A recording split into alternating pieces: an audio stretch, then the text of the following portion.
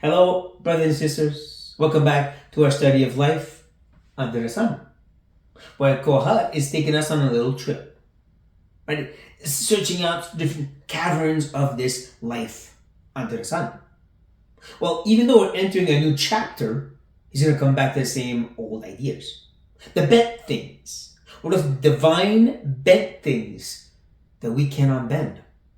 He's going to bring us to, I could say, like a precipice, a deep cavern, and ask us to stare into the void. And we're going to ask the question, why?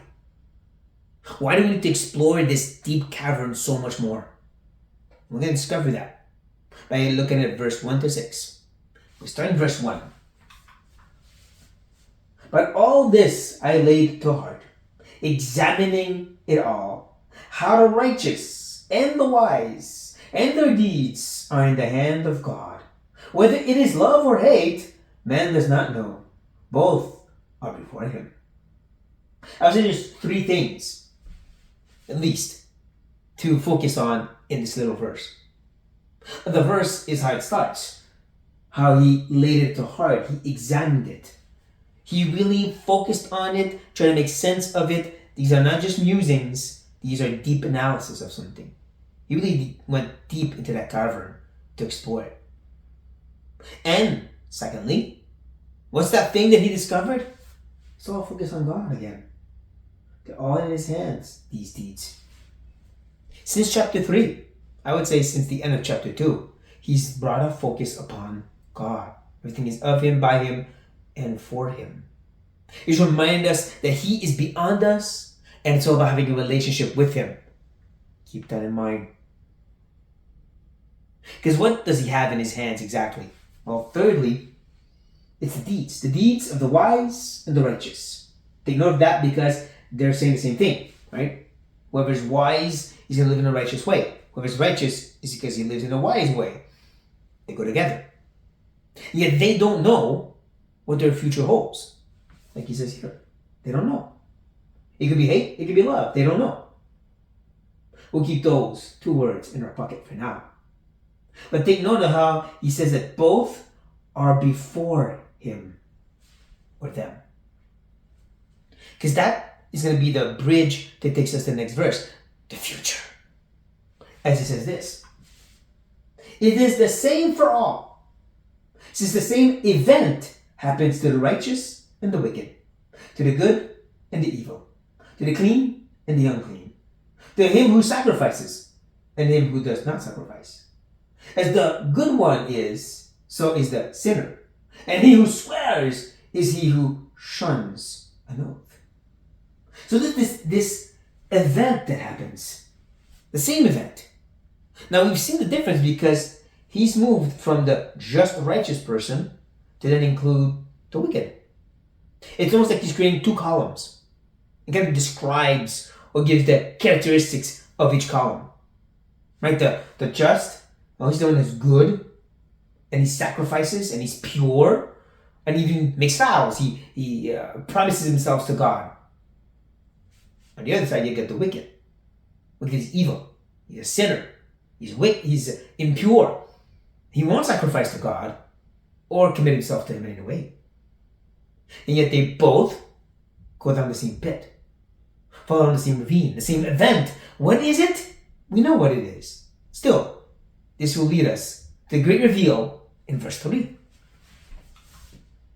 This is an evil in all that is done under the sun, that the same event happens to all. Also, the hearts of the children of man are full of evil, and madness is in their hearts while they live.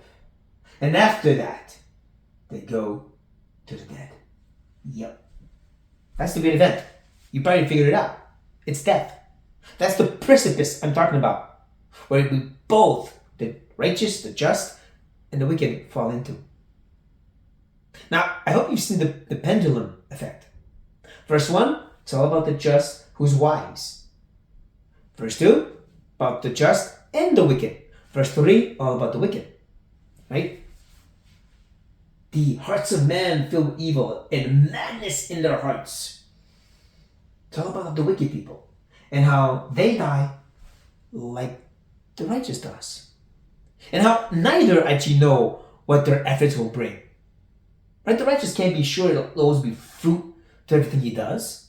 And the wicked, he can't be certain that he'll be punished for his efforts. We've seen in Quad's words how sometimes they seem to be blessed. But you know what? One thing equals them. One thing brings them together. They all fall down the same pit.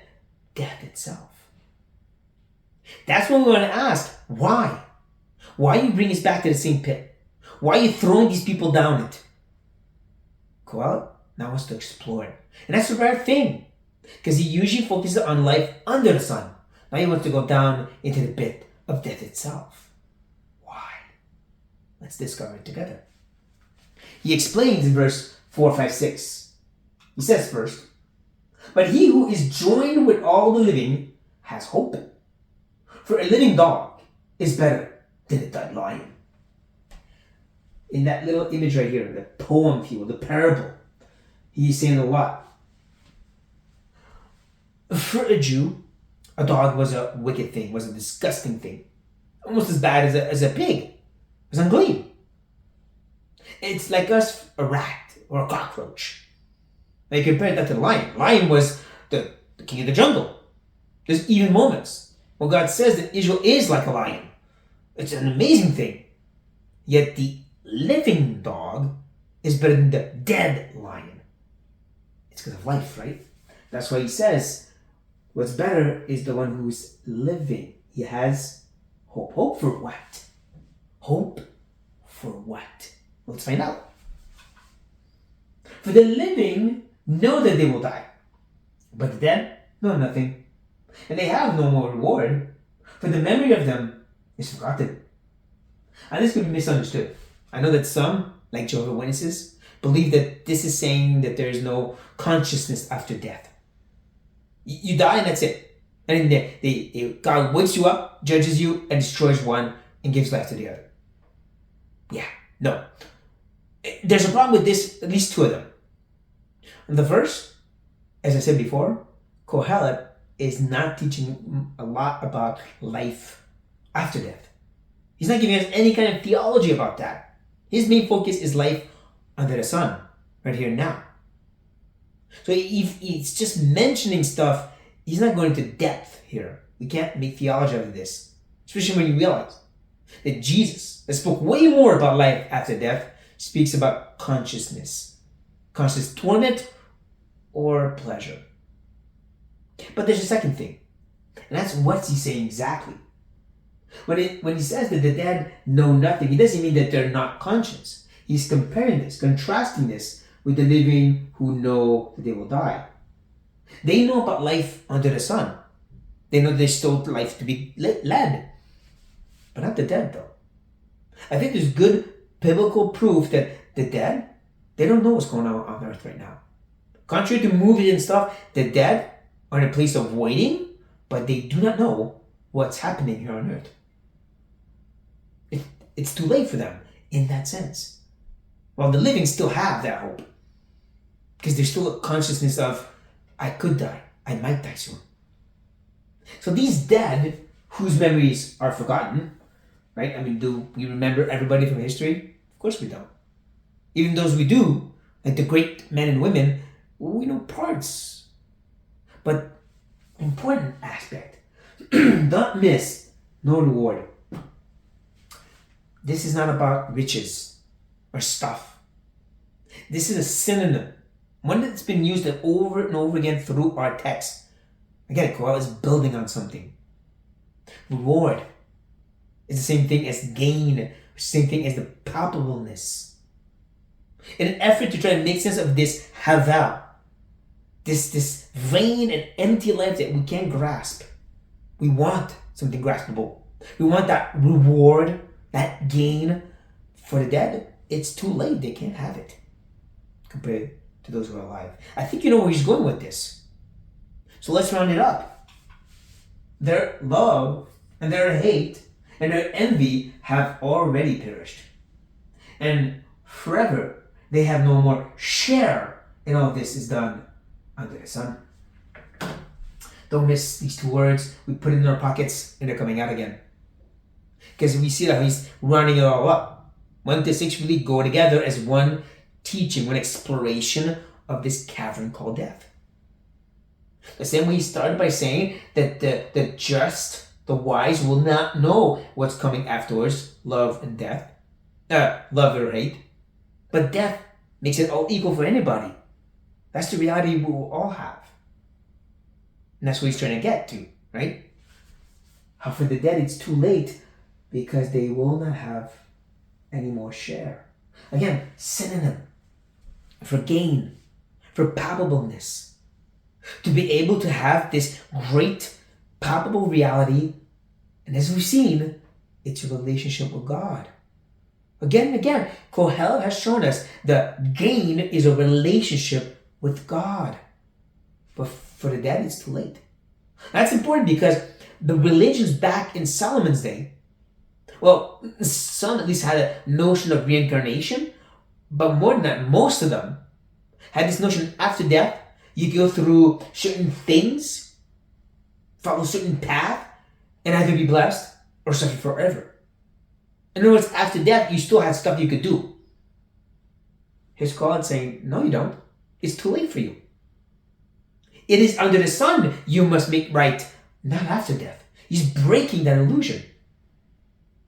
And I've said before, I believe this book has an apologetic taste. Or if you prefer, evangelistic.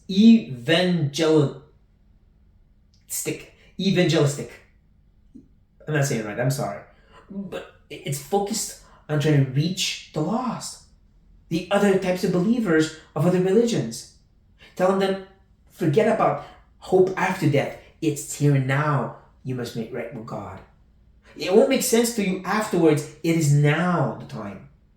The same way we share the good news, right? Share the gospel with the same kind of fervor. It's not about, make a prayer now, because the prayer doesn't save, but it's about realize you must recognize you're a sinner, repent and turn to Christ to save you, for He's your only hope, and don't wait till tomorrow, because you don't know if there's a tomorrow. It's God, thousands of years before, saying the same thing that we say. But what about us as believers, though? There's still a message for us. Because Paul told us that we must redeem the time because the days are evil. That we recognize how life is short, as James even tells us. Do not say, tomorrow I'll do this and that. I'll go to that place and make that money. Because you don't know what tomorrow will bring. The Lord willing. We know that, and still in our culture, our modern American mindset, we still think that it's all about planning for the future. Where the kids will go to college. And when I'll retire. Even my vacation this year. We focus on these future things and we don't even know if it'll happen. You could die today. It doesn't mean it's wrong to have plans, to prepare stuff. But again, are you living as if tomorrow could be your last day because you do not know the future? In 2 Corinthians, Paul warns us that we will have to give an account to Christ when we come before His seat. There will be, if I can say, recompense for the good and the evil that we've done. The word here, evil, means vain, useless. Have you lived out your life and spent your money and your time? You'll have to give an account for that. This isn't about getting more rewards or being punished or losing your salvation. But it's still a sense that, do we realize that we have to give an account to our Lord and life is short? You don't know what's going to be tomorrow. How are you redeeming the time? May these words speak to our hearts, our brothers and sisters, and let's take this seriously. On this note, be blessed.